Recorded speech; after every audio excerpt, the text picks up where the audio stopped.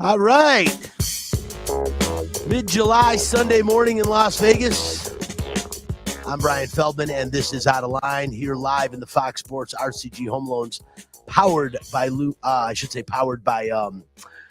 Citywide Home Loans. There we go. I'll get that straight. Every Sunday morning at 8, we're here in Fox Sports radio studio at 98.9 FM and 1340 AM, Las Vegas, flagship of the Vegas Golden Knights and sister station of Raiders Nation Radio and ESPN Radio Las Vegas. Also here, social media director Spencer The Wiz Ostrovsky. Nobody beats the Wiz. Nobody beats the Wiz.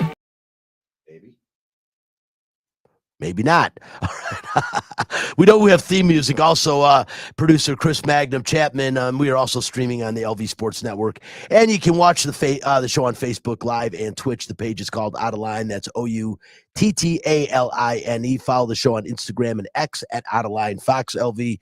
And since we are live, your calls and questions are welcome. The Fox Sports RCG Home Loans, powered by Citywide Home Loan Studio, is 702-876-1340. Hi, this is Bubby, and it's time for What's on Tap.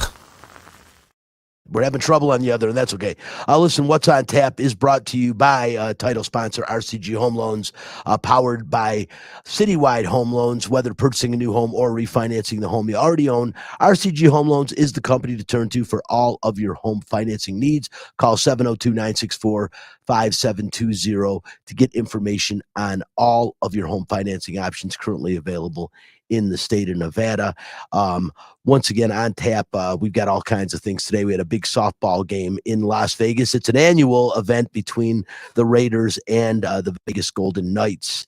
And the Vegas Golden Knights, 3 in a row. We'll talk about that nightcap in a minute. The Las Vegas Aces, hottest team in the WNBA, setting up for a three-peat. We'll see. And also, fact this, question about the GOAT in tennis. Talk about that. And the Major League All-Star game just a couple of days away. The National League starter is known. And I got to ask, does somebody know who they're going to start in the American League? I've got an idea, but I haven't heard, or they're waiting for the last minute to announce that. NFL training camps start today. At least one does. A few more pile up this week. Raiders in camp in a short period of time as well. We'll talk about that. And Aviators game rained out last night on the road at Sugar Land. They got their final road game today, and then they're back in town for a short set next week. We'll wrap up the show with that. That is What's on Tap.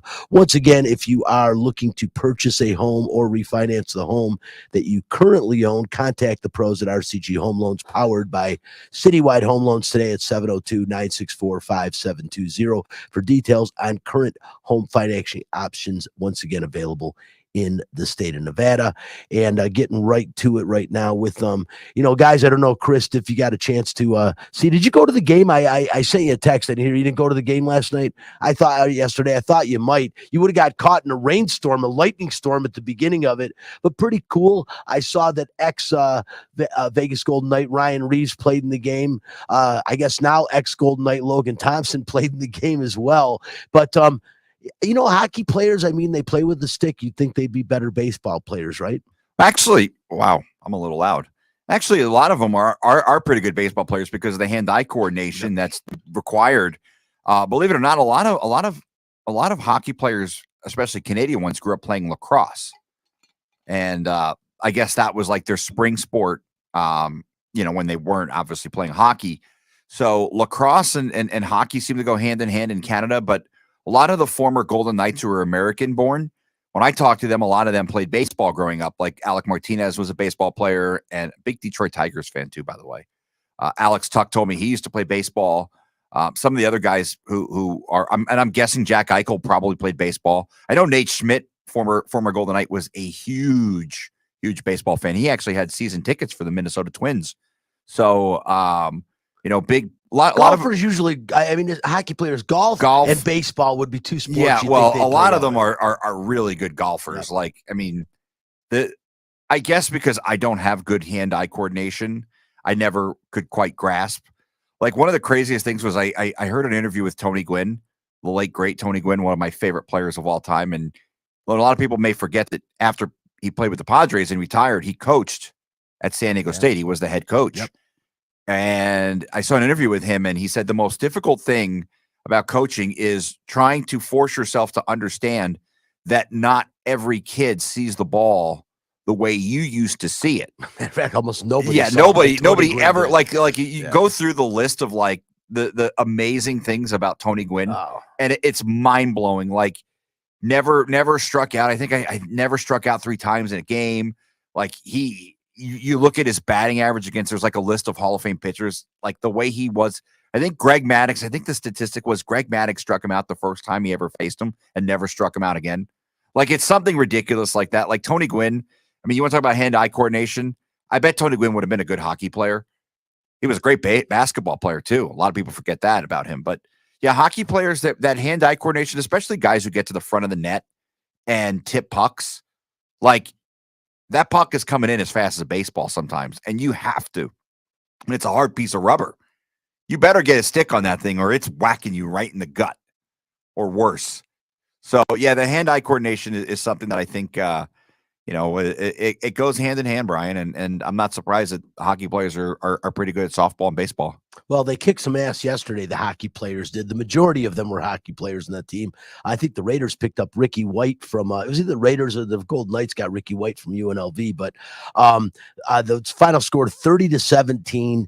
As I mentioned, the VGK have won 3 in a row now. Jack Eichel was the captain for the first time. Of course, Riley Smith was the captain for the last 4 years, no longer Vegas Golden Knight, didn't play in this game. AJ Cole, the punter of the Raiders, was their captain. And as I mentioned, former Vegas Golden Knight Ryan Reeves hit 2 home runs, Chris, in the 5th inning. Brendan Brisson hit a home run also. They had a 10-run 5th, and that really was the highlight of the game all overall. And 30-17, man. Talk about an offensive production. It's a softball game. You'd expect that. I guess it was a good time out there. Steve Marsh, our friend, texted me this morning, sent me a picture. Looked like it was fun, although the game started with like lightning and rain and was delayed. And but always a great time. And Las Vegas ballpark, man, what a great opportunity for people to get out there, get a chance to see the guys in the Raiders and the Vegas Golden Knights having a good time. I did not make it out yesterday.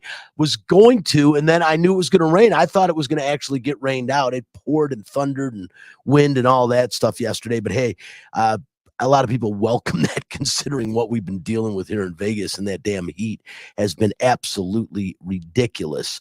Wanted to talk also, guys, about the Las Vegas Aces. They're the hottest team in the league right now. I mean, the Liberty are still playing real well in New York. They're not playing much differently than the Aces, but these two teams seem like maybe on a collision course again. Aces now only a half a game back of the Minnesota Lynx in the Western Conference. They're just kicking some ass. They're 15-7 overall right now. And again, they've won 9 of their last 10 games. Chelsea Gray, obviously the catalyst that has got this team firing on all cylinders again.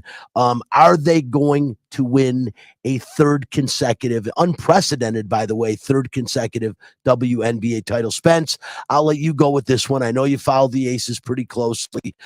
We talked about it last week. Chelsea Gray, definitely a difference maker.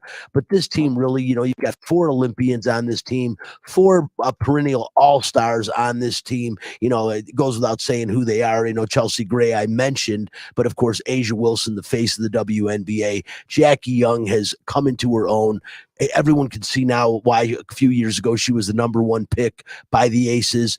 She is a hell of a basketball player, one of the best guards in the league right now, and truly a catalyst in the backcourt for this team. And then, of course, Kelsey Plum, another one of the greatest until Caitlin Clark recently passed her up. She was the all-time leading scorer in women's Division I basketball. And she, ever since the departure of Bill Laimbeer, has also been one of the leaders of this team. It really seemed that she's a different player now with Becky Hammond as the coach. But Spencer, is this team getting poised to three-peat, or do you think when push comes to shove, they won't? It's a really hard thing to do in any sport. Yeah, but I think one of the key things right now is, like, beyond anything what the team has been doing, and I can't believe this, but Asia Wilson is putting up unbelievable stats right now. She is willing this team is a little bit of an exaggeration, I guess, to say, like, She's not the only reason they're winning. But my goodness, I'm going to go down her game log real quick. Take a look at the last 5 games. 33 points, 18 rebounds, 5 blocks, 24 points, 20 rebounds, 4 blocks, 28 points, 10 rebounds, 35 points, 12 rebounds. I mean, that is, especially in the WNBA, that is unreal. She's going to win another MVP. I mean, we're looking at one of the best players in the league. And, I feel like it's one of the more interesting topics maybe going around the WNBA right now because she is the best player and she is a draw to the crowd. But I'm kind of curious to know like why she isn't maybe the same draw that Caitlin Clark is. Truthfully, I don't know what the answer to that is because she's obviously better than her and she has been better than her besides the fact that this is her first year in the WNBA. But what I mean to say is she's more talented. I mean, you can see that she is on a league of her own. Her ability to just dominate the post or shoot the ball from anywhere on the perimeter. I mean, she has like a well-rounded game. I remember when she first came in, it reminded me a lot of LaMarcus Aldridge. And I still do kind of see that. Like he's kind of been forgotten at time, but in his prime, he was like one of the best players. And there's just not a lot of players like that, I guess, in the WNBA yet. It's still very much a developing league. You see a lot of kind of bottom barrel players. It hasn't been rounded out necessarily talent-wise like the NBA has, which I think you will see. Like every year we get more and more talented women in the league. But to go back to my point, the Las Vegas Aces are run through Asia Wilson, and they're as successful as she is. And right now, no one can touch them because of Asia Wilson. I mean, when she's getting going and on the inside and you have Kelsey Plum on the outside, what is the team going to do? And the answer is nothing because you can see that the team is dominating. Spencer, one of the statistics you brought up and you hear 4 or 5 and it doesn't sound like a lot. She is an elite shot blocker. And that can't go without saying. That can turn a game around. Just the momentum that blocking a shot can do for a team. And she does it every game, and some of them are highlight reel blocks, and it's really a big part of her game. She's a double machine, no question about it, and I agree with you. She is the most talented player in the WNBA, and Spencer, the reason Caitlin Clark is getting so much publicity, we know that. She took over as the all-time leading scorer at Iowa in college basketball history, and there has been so much hype over the past 2 seasons, back-to-back national title appearances by the Iowa Hawkeyes, who've never gotten to a national title before. She has really changed the face of the WNBA. I think it's a good thing for the WNBA, but Spencer, to your point, I think it's a good thing for Asia Wilson. It's almost like, really keep talking about Caitlin Clark. What about me? And I think, you can't blame her for having that type of an ego. She's an MVP, and you're right. She's probably about to become a multiple year MVP in a row. She is that good and that talented. And yeah, when someone comes into your wheelhouse, and meaning into your wheelhouse of attention, that is being gotten to you. We're here. She's the face of the league, the best player in the league, statistically incredible, as you just pointed out. And yet you've got this rookie coming in who, puts up okay stats. You can't blame Caitlin Clark for all the attention that she's getting. It's warranted.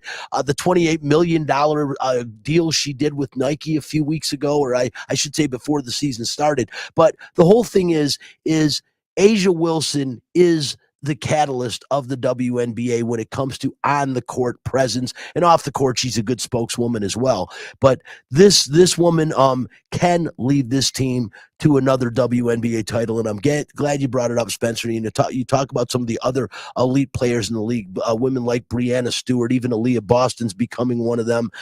Asia Wilson stands apart as the best, and her motor just never stops running. And again, you're right. She's not putting a team on her back when you've got 3 other bona fide all-stars and Olympians on the squad. They all really carry their weight, but Asia Wilson is head and shoulders above them. Definitely the leader of this team, leader of the league.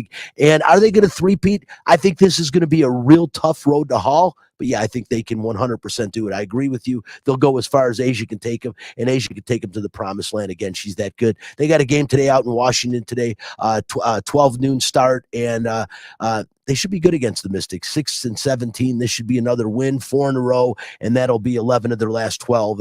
Pretty damn impressive, if you ask me, and I think if you ask anybody out there. We're going to take a real quick break here. On the other side, fact this, and it's interesting, and I'm going to pose a question to both Chris and Spencer. In fact this today.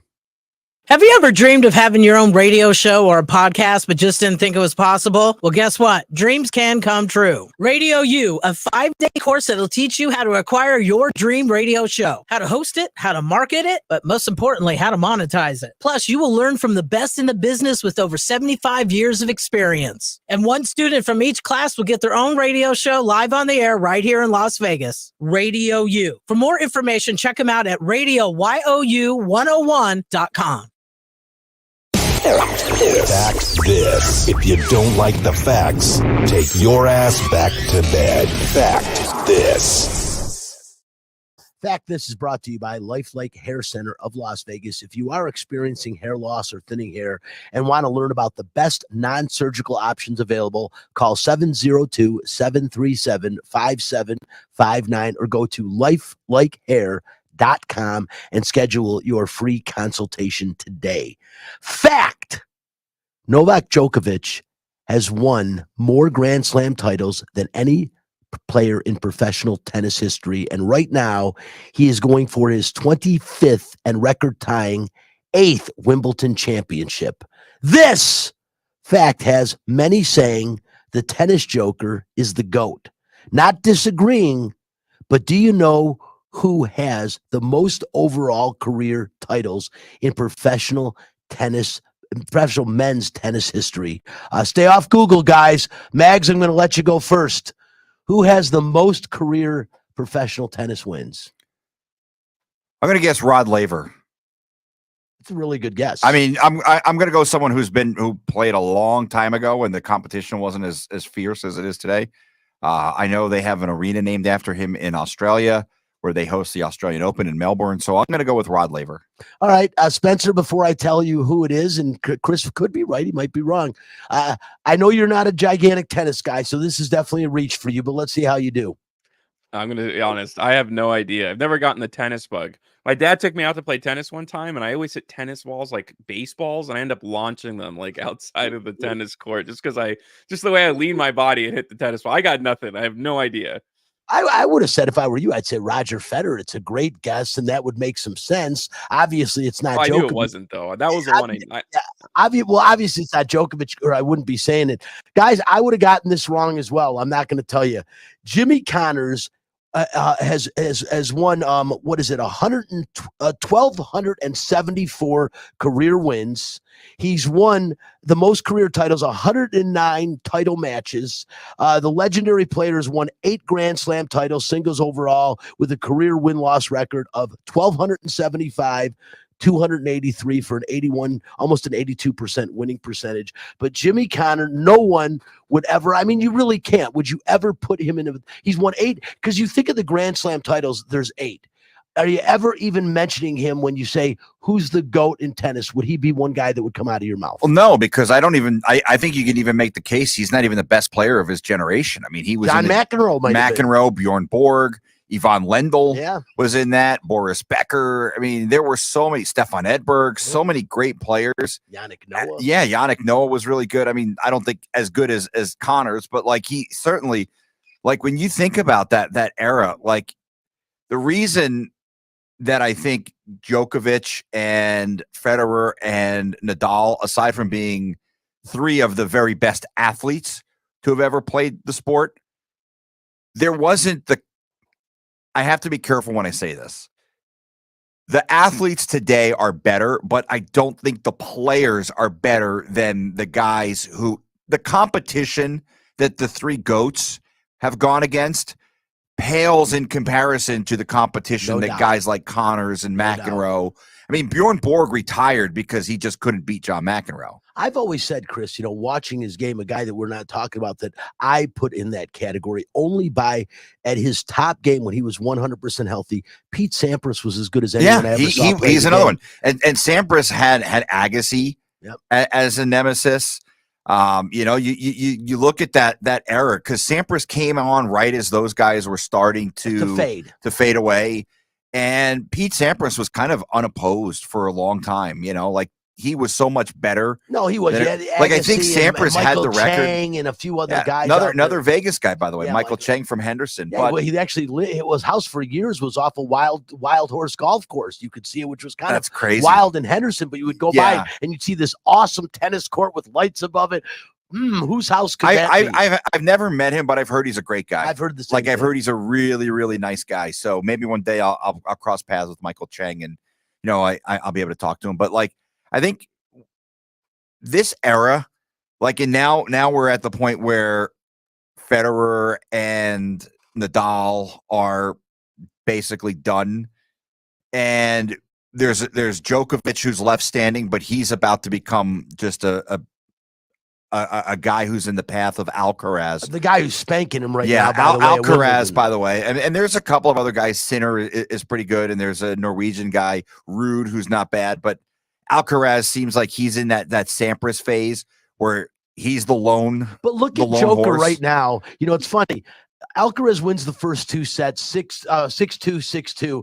Joker just won't go away. It's like they're right now. They're look at them. They're in the tie break. It's 6-5, and Joker just took the advantage. But he is. And to be fair, I mean, I don't know if he would have beat Alcaraz anyway, but he's playing with a banged up knee. Yep. One that the timeline says that he should still be recovering from it. And here he's in the final at Wimbledon. So, I mean, I think he's certainly, tennis and Spencer, I know you said you just never got the bug. Like, to me, it's when we talk about man sports, like, and I know there's women's and look, I love the Williams sisters because they were so much better than everyone else that they basically forced their competition. Well, it's crazy how into good retirement. Venus was, and then Serena came along and was like, I mean, like, Martina Hingis retired and Kim Kleister is retired because they just couldn't hang. But like when I say man sport, it's mano y mano, right? Like there's no teammate out. Doubles I get, but like singles tennis, it's you and the guy on the other side of the net. There's no team to tag into. There's no timeouts, so to speak. There's no way you can get help. You're on that island and you have a couple of coconuts and you have some string. And you have to be the professor from Gilligan's Island, who sucked, by the way, at his job. Just putting it out there. But like you're all alone on that island. You are Robinson Crusoe, and you have to somehow figure out how to get off that island before the other guy, because if not, you lose and you're done. Yeah. Like it's the ultimate. Like Agassi's book was incredible because he talked so in depth about the mental struggles of playing this game, and I love it because to me, you have to be so strong, not only physically, but mentally. It's ridiculous how strong these players are. Well, both day in and day out in the rigor. And like you listen, you go out and run on concrete for 2 hours. Yeah. It's not easy on your body. Yeah. Like I've never played on grass. I have no idea what playing on grass is like, but clay is hard. Yep. And obviously you look at some of these Australian Open and US Open, and they're concrete. Like you're running on concrete. Go out and run on the street for 2 hours and see how your ankles and knees feel. Yeah, the playing surface has changed for sure, and they changed the ability of these guys to play. Like they love Wimbledon, and it seems to be. What's crazy is the players seem to be more the same.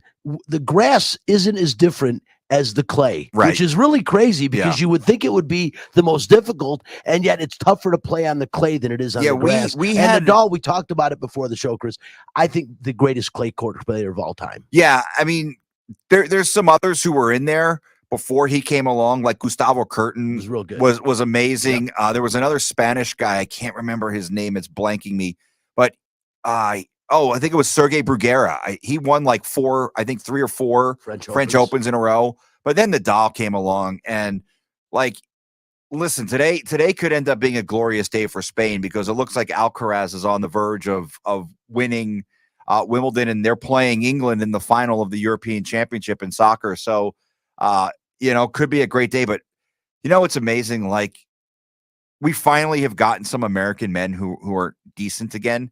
But there haven't been any American. No American has won a Grand Slam, I think, since I think since Andy Roddick back in like 2002. I mean, we're It's talking. been a long time. And well, the game's been so dominated by three players over the Yeah, past 2 decades. but like, I mean, you think about that. I mean, we had so many great American players at one point, and I mean, guys that we forget about who like Jim Courier was number 1 in the world. Yeah. I mean, and he's an afterthought.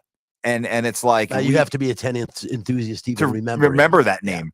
You know, so like we have fallen so far behind in the sport, but yet it still remains popular here. On the men's side, we've fallen really far behind. Yeah, women's side, we have a lot of really good players, which is great. I mean, and we've had There's couple some decent parity on the women's side right now. And that's what's great, right? Like the women's tournaments, they seem to be wide open, whereas for a long time you knew going in, unless there was a shock, it was going to be Serena or Venus who were going to win. And by the way, Serena Williams, incredible job hosting the ESPYs. She's amazing. She absolutely is she's funny, and she made a good joke that some people got upset about, and I don't really care that you got upset about it because it was funny. I think the best hosts of those award shows are the ones that are the most confident and most comfortable talking in front of people. Yeah. And she is just one of those people where she doesn't care. Yeah. And I think that really bodes well. And you could tell where there's she is so used to being the center of attention with whatever she does that it just didn't even faze her. And I think that's what made her be such a great host. Yeah. And like what's funny is I have a buddy who is Armenian, and he is a huge Serena Williams fan because her husband is Armenian. So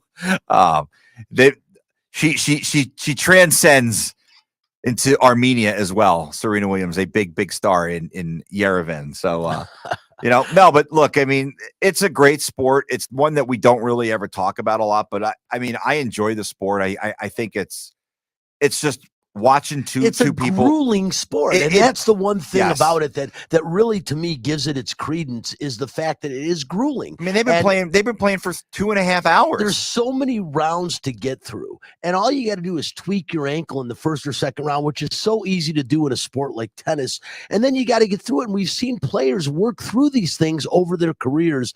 And again, the Joker's hanging in there. I think we're going to probably see him go out pretty soon. This might end in this. It's getting he's close. down 3-2 in the tiebreak. If you're out there, you can watch it while you listen to the show. But is he the GOAT? What Chris said really is something that you have to take into consideration. It's the competition he played against. I look at certain eras of different sports and what was just tremendous. And I look at the 70s, maybe even creeping into the 80s for boxing. But in the 70s, a heavyweight, there was nothing like it. A little tiny bit before my time as far as really paying attention. But the 80s for tennis was unbelievable. That was the era for tennis where you had 8 or 9 guys that could win a tournament at any time. You had a few elite guys, but you had other guys that could make a noise and make a run. And it really went on for a while. And now, like you said, you've kind of been dominated by 3 players, which we are seeing changing the guards. Alcaraz is going to be one of the elite players. Yeah, he's taking the crown. No question. But there's other players that are coming up as well. But hats off to the Joker. Win, lose, or draw. 24 major titles. Unprecedented in almost any sport. My guess is he's going to win another. Before he goes, I would think so too. I think he'll probably either win the U.S. Open or the Australian. He's a little banged up. Let his knee get healthy again, and Joker will win that 25th title. He's already had, like I said, Nadal's got 22. So regardless of going ahead, and it's going to be a lot to try to catch that. You're getting to the point of 25 majors, 24 majors. Yeah, it's unprecedented. I don't know how you catch up to that. Well, like I just watched these guys, and I wish that Pete Sampras was about 10 years younger, because I would have loved to have seen an amazing American player in the same era as these 3 guys. It would have been nice. It just so like we could have, but like the comparison, I guess, is like Nadal, Federer, and Djokovic. It would have been like if Michael Jordan was at his peak when Magic and Bird were at their peak, right? Like they cross paths a little bit, but Jordan really dominated when those 2 guys were gone. But it would have been funny if like the 3 of them had all basically been in. And the funny thing is, like, Jordan wasn't that much younger than those guys, but his prime came after Magic and Bird were kind of past theirs. But I mean, it's incredible to think that the three greatest players of all time all lived in the same era and played at the same time. And every tournament, you were like, all right, whose is it? Is it Raj? Is it the Joker? Is it Rafa? We'll see. If it was on clay or if it was at Wimbledon, you knew who it was going to be. You knew it was going to be Rafa. No doubt. You did. With his capri pants. This is going on right now. We'll see the end of it. Guys, Tuesday, I get excited for baseball 3 times throughout the year. I'm just going to be straight with you. And I love playing baseball. I love playing it my whole life as a young man. I still enjoy the sport greatly, but I don't watch full games very much. I'll turn it on. I might watch a couple innings here or there if it's an intriguing matchup, but I get excited for 3 things. Opening day every year. Hard not to get to check out my Tigers on opening day. But then the All-Star break. I love out of all the All-Star games. Matter of fact, the next All-Star game is head and shoulders below the Major League Baseball All-Star game. That's how much I like it. And then, of course, the postseason. 162 games culminating down to a few teams, and I really enjoy that. But we got the game Tuesday. Pretty exciting. A lot of big names. Some guys won't be there of injuries. Guys like Jose Altuve. I think this would have been his 9th Major League All-Star game. He won't be there. He's hurt. But when are they going to announce the starter for the American League? Do they announce it right before the game? I'm kind of bothered by this because I've heard rumors that it would be Tarek Skubal of the Detroit Tigers, but it's not confirmed yet. We know who the starter for the National League is. That rookie, that guy Paul Skeens for the Pittsburgh Pirates, has been unbelievable lately. He might win the Cy Young. Unbelievable, this kid right now. I mean, he is. And finally, good for the Pittsburgh Pirates to have someone. I'm sure he'll be in New York or LA in 2 or 3 years. But you know what?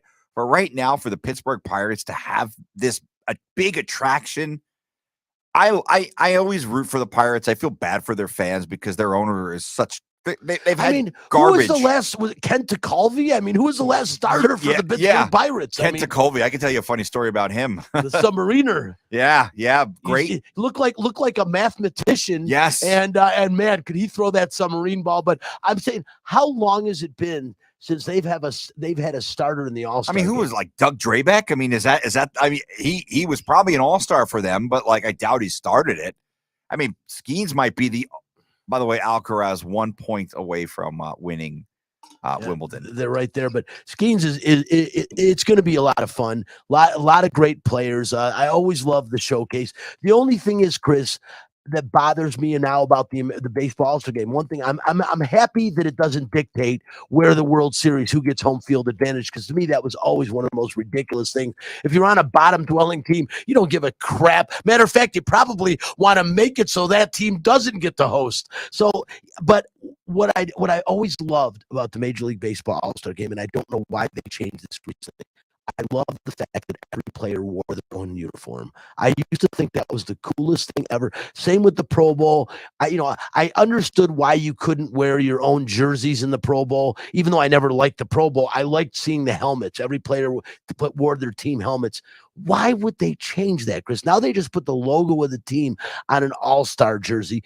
That's what made it. It was you wore your own. You got the pride of seeing especially a Tigers fan. A lot of years, that was the only thing I got pride for, was seeing a guy out in the all-star game wearing a Tigers uniform. Why would they change that, man? Yeah, by the way, apparently the last Pirates pitcher to start an all-star game, if you listen to Aviator games, you probably know the name, Jerry Royce. Back in 1975. Wow. Yeah. Wow. Yeah. That's great. But yeah, that's when they were the family. They were really good. Yeah. Like, I mean, I would have thought maybe someone like Zach Duke or not AJ Cole, Garrett Cole would have started, but nope.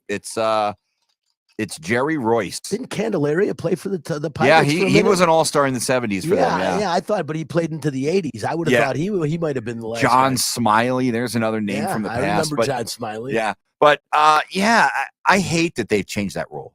Yeah. Like, there was no reason to do it. Like, who asked for that? Like, it's the one sport you can get away with because you're either on the field or at the plate. There's no mixing anything up. Yeah, like who said we need to get away from this trend? That was terrible. Like it was one of the best. First of all, the All-Star game, I don't even care about it anymore. I used to it was appointment television when I was. I still growing like it because, like I said, it's because they actually go out and try defense. Every game is offensive minded. Yeah. In any other sport, in the All-Star game in baseball, it can be a defensive well, game. because think about it, if you're a pitcher and you're out there throwing meatballs, you can get seriously injured. No doubt. So these guys all go out there. Plus, your showcase, the spotlight's on you. There's individual efforts when you're a pitcher or when you're at the plate, and you want to perform and succeed. In the other All-Star games, you could have given a crap, right? And that's the what hockey I love. All-Star game's terrible. The Pro Bowl's garbage. Who sat around one day and said, "Let's change this trend"? Because again, I seriously, and I'm not even joking around. I felt pride seeing the Detroit Tiger out there in his uniform. And listen, even when it was a crappy guy, like when we had nobody and Travis Fryman or Bobby Higginson had to represent the Tigers, at least they wore the uniform. It made me excited. Now I've got nothing. And matter of fact, Chris, a Tiger might start tomorrow's All-Star game. That is a definitely. I mean, the Tigers suck. Don't get me wrong, and I don't see a lot in there. I love their manager, but I mean, Scoop is the real deal, man. This guy can throw the baseball, and he's got for a while he was stuck on 10 wins for a long time. But I think this guy, there's a good argument to start him in the game tomorrow. Yeah, I mean, look, I hope for the Tigers that they do, because I'm a guy who roots for a team that stinks too. By the way, Alcaraz has won Wimbledon. I mean, I grew up with the Mets of the 90s, and they stunk. Like after guys like Strawberry left and Dwight Gooden left, I was stuck with guys like Brett Saberhagen and Todd Hundley and Lance Johnson, Rick Reed. Like that's who was they were so bad that they only got the one obligatory player in the All-Star game. So like, if you're that team that has the one obligatory player, but he happens to be the starting pitcher, there's a lot of pride in that. Like Pirates right now. How much pride would they be to see their jersey on Skeens? Yeah, like if you're a Pirates fan, first of all, I'm sure there's a reason behind it. It's a monetary reason. Like, go out and buy this jersey. There's no that's an All-Star jersey, but it has your logo on it. No. Go back to the players. Put the All-Star game logo on it and put the regular jersey. Put a patch on it or something. Yes, you like they do in the World Series. Yeah, like. Can you imagine if, you're in the World Series, we're going to change your uniforms now to World Series uniforms? Yeah, like my son has a Golden Knights jersey that has the All-Star patch on it and a player name on the back. We've all got. I got one with the Stanley Cup Final patch on it. I mean, that's like I get it. Like, but we don't need this in Major League Baseball where these. That was the coolest aspect. Like the Pro Bowl, it's cool when guys wear their own helmets. That's what I said. The helmets, right? Like you see like guys flying around, and you're like, oh, there's my New York Jet. You know, there's my Cleveland Brown. You understand in basketball and hockey why they can't. We get it. Right. Because they don't wear helmets. They're just, I mean, hockey, they do when they do, but they have to be in sync the way the sports go. Football, you can wear your own helmets because you can recognize the jersey, but baseball is the one everyone can wear their own jersey. You know, if you're the away team, you wear your away jersey at home. It's bothersome to me because to me, it's the one All-Star game that I do pay attention to. I look forward to it every year. I do. I look forward to the Midsummer Classic. It's the one thing in mid-July. What else is going on?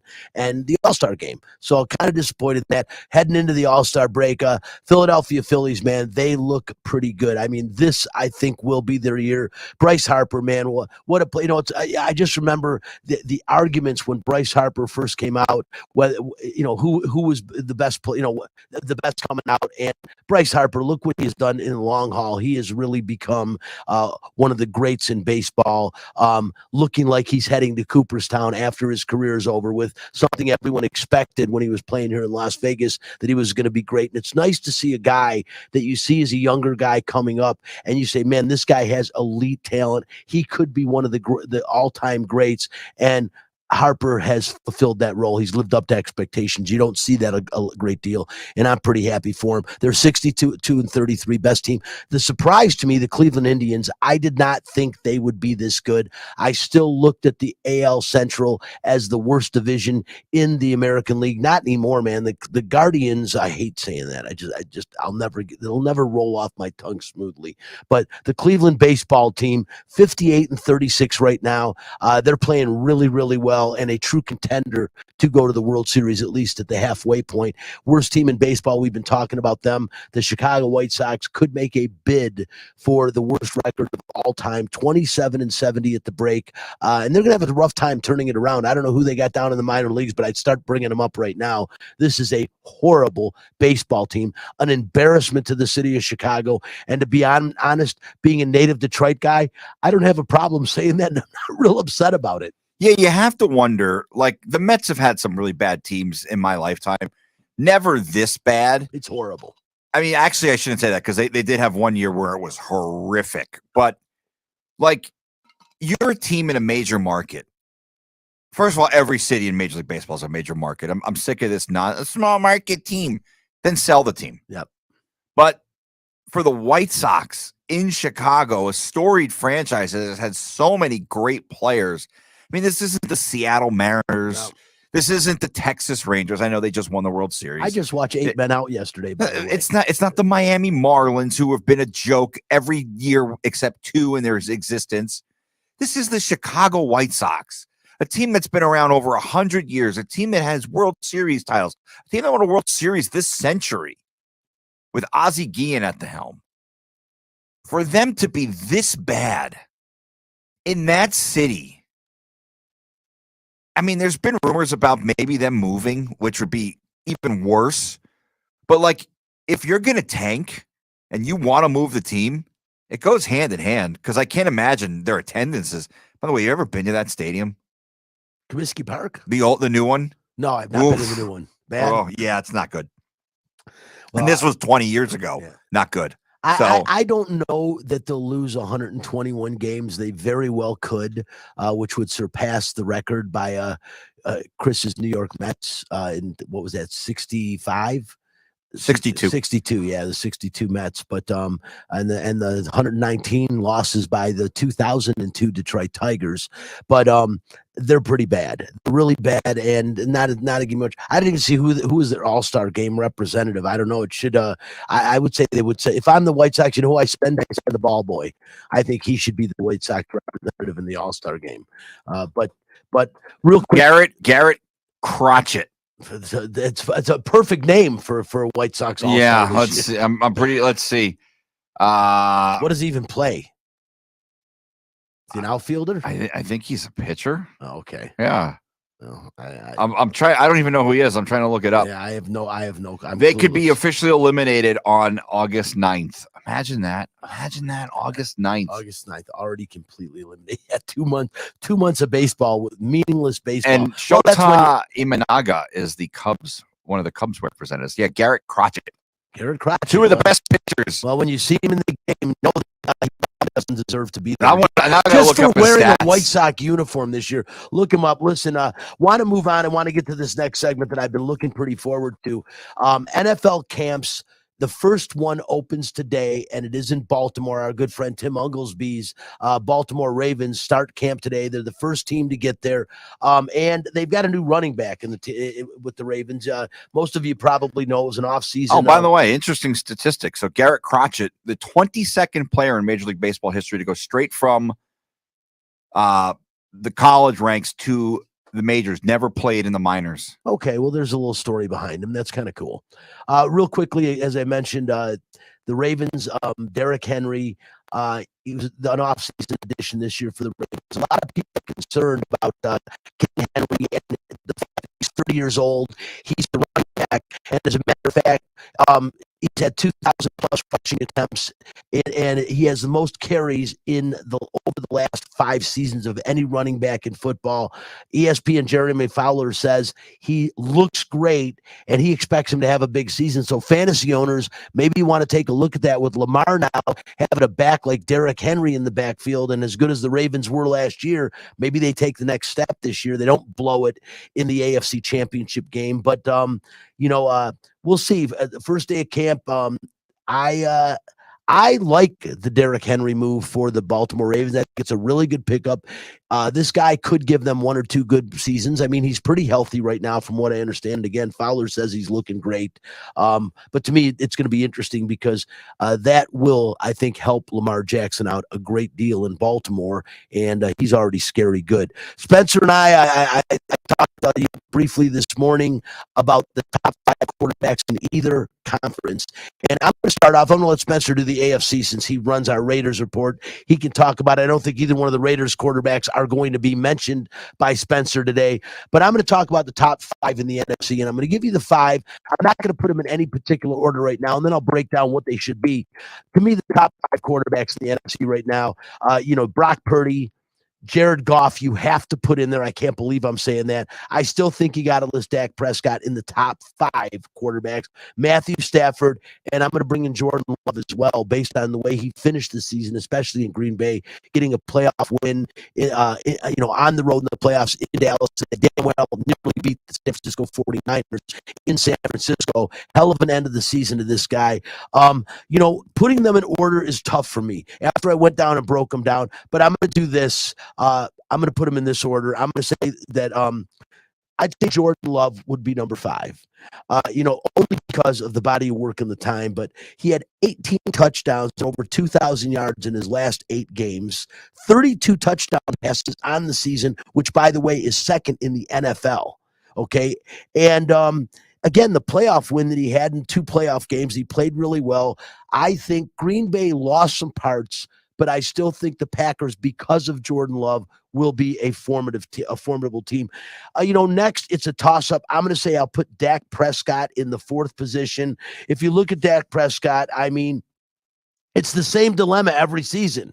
He lacks consistently. He's consistent and decent at times. He's great at times, but over the course of the season, he just can't seem to get over the hump and get this team going in the postseason. He had 36 touchdowns last year to lead the NFL, but again, he just doesn't have the goods and that gear to lift his team when they're struggling. That's his biggest problem. I'd say 3rd, I'm going to go with Brock Purdy as the 3rd quarterback in the NFC. I mean, he's 17-4 as a starter. He already has 4 playoff wins, a Super Bowl appearance, and he led the NFL in QBR last year. So I'll give it to Purdy. 2nd, I can't believe this. You're going to be shocked when I tell you my number 1. I promise you everyone's going to be shocked, and it's not Jared Goff, because Jared Goff's going to fall in number 2. And so now you know who my number 1, if you paid attention to it. Listen, it's a huge surprise even to me that I'm putting this out there, but he has been unbelievable with the Lions, led them to their first playoff victories. I say victories. They've never won 2 in a season in the Super Bowl era, and their first win since the 91, at the conclusion of the 91 season, January of 92. Goff took him to 2 wins and nearly won the NFC Championship game and went to his 2nd Super Bowl. I've got to put this guy up there. He is, and he's also one of the best in the league against zone coverage. I mean, he may be the best quarterback in the league right now against zone coverage. He gets lots of protection, but you play zone against Jared Goff, he's going to light you up, and he's proven that. He also reads the Brits pretty well, but he's got the best offensive line, or one of the top 2, in my opinion, in the NFL. How about the number 1 quarterback in the NFC, guys? You want to freak out about this? It's Matthew Stafford. And you want to know why? And people say, wait a minute. What, he won the Super Bowl 2 years ago. Let's not forget, most of 2022, he was hurt. What does he do in 2023? Okay, in his final 6 games, 15 passing touchdowns and 3 interceptions when he finally got healthy. He has the thing about Matthew Stafford, which makes him elite and makes him, my opinion, even at his age at 36 years old and a body that's probably in his 40s, is because he has the ability to lift his team. He always has had that ability. Now with a more confident group in LA, last year they nearly beat the Lions in Detroit in that first playoff game. I was there. Stafford is a hell of a quarterback. I think he's got another good season in him this year. Do not sleep on the Rams if Matthew Stafford is upright. Spencer, what do you got for me? All right, jumping over to the AFC. I think this pretty much is indicative of how much of a difference there is between the NFC and the AFC, because the talent on the top 5 is just unbelievable in comparison. So, of course, I guess I'll just start with number 1, which is the easiest one, Patrick Mahomes. He's the best quarterback in the league. No need to debate there. Number 2, probably Joe Burrow. I mean, he's had some real problems staying healthy throughout his career, I guess, like since the Super Bowl run. He just hasn't been able to get there. But we know that when he is healthy, he's unbelievable, and his talent His shows. long 3-year career. It's been longer than 3 years now. Or this will be the fourth season this year? Fourth or fifth? He went to the Super Bowl in his second season, I guess. Second season. Yeah, sure did. So sure I guess did. it's kind of unbelievable. But yeah, he's had some real health problems. But when he's upright, Spencer, I agree totally. Yeah. Going into the next spot, it's kind of hard. I'm going to give this to Josh Allen at number 3. I know Lamar Jackson's right there, but I've seen Josh Allen play an incredible playoff game. Now, they ended up losing that Chiefs game, but his performance in that was like Hall of Fame level. He's obviously not in the Hall of Fame yet, and he has a long way to go. But what I'm saying is, like, when you see Hall of Fame guys' careers, like, that's the kind of game that you expect to see from them. And I've seen that. So I guess I'll jump over to number 4 now, and that is Lamar Jackson. He has all the regular season accolades you could ever want. But, man, I just can't put him over Josh Allen when he hasn't been good in the playoffs, period. He was actually just bad in that Chiefs game. I mean, you can say a lot of things, and it is a team sport. So I know I'm oversimplifying things a little bit, but in my opinion, he was the reason they lost that Chiefs game. He did not play well. Like, beyond the fumble, there was so much more to it. The last spot's a little bit harder. I mean, there's tons of guys I guess you can go to. Like, I'm not necessarily ready to, crown CJ Stroud as the number 5 quarterback in the AFC. So it's probably better just to go safe. And I'm going to say Justin Herbert, although I think he's going to have a really tough season. I mean, they gutted the heck out of their team. He's going to have to rely on Quentin Johnson, who was terrible last year. I know they got Lad McConkey in the draft, so that's always kind of cool. But it's going to be an uphill battle. But in terms of pure talent, if you want me to grade my top 5 quarterbacks, I'm still going to put Justin Herbert over CJ Stroud. But we'll see what he does in his sophomore season. He could very easily overtake that. I have a lot more to see from Justin Herbert too. Spencer, I am actually sitting here shocked at this, and we're going to have to bait this off the air and more on the air, but I am amazed that you didn't even talk about Trevor Lawrence, who I think is coming into his own. What? And what has he done? He has comparable stats to Gardner Minshew in starts. He's nowhere near the top 5. But Jacksonville's a team that lacks some support in certain areas. They're getting better defensively. They lack a little bit of support offensively. And I'm not saying he's for sure top 5, but you didn't mention him at all. CJ Stroud, I don't know, Spencer. I've got him probably as my 3rd quarterback right now based on his ability alone. This Texan team last year was supposed to be complete garbage. And CJ Stroud is the reason that this team became a playoff team. I mean, this guy is unbelievable. He has turned that franchise around in no time whatsoever. And again, Justin Herbert, I agree with you. It's funny because a few years ago, I listened to Steve Young say he would eventually be the face of the National Football League. I kind of shook my head then, but I thought he would be better than he's been. He is a disappointment more times than not. Josh Allen, when you talk about not performing in the postseason, I'm not going to disagree with Lamar Jackson. He needs a better supporting cast. I think Derrick Henry is definitely going to help him out this year. But for God's sakes, Josh Allen has had everything he's needed. He can't win big-time home games in the postseason, let alone win in the postseason. Hey, I'm not going to say that I don't like him. I think he's a cerebral quarterback, a smart kid, still young and learning. Matter of fact, very young for how much experience that he has, but he has been a disappointment. There's no question. Patrick Mahomes, to me, number 1 quarterback in the league, and you got to start talking about him now as among the greatest of all time, a chance to three-peat, and Kansas City very well could do that. But I've got the number 2 quarterback in the AFC and in the league as Lamar Jackson just because of all of his physical attributes. Yes, he has to win in the postseason, but a couple of league MVPs under his belt already, and there may be more in the future. This guy might be the best athlete in the National Football League, and I can't put him beyond number 3, but I'm going to put him number 2 when I talk about the AFC. But yeah, Patrick Mahomes, and closing out with that, Patrick Mahomes is one of the greatest improvisers I've ever seen in my life. There's nothing he can't do, and he's one quarterback amongst maybe 5 in my lifetime and beyond that I've seen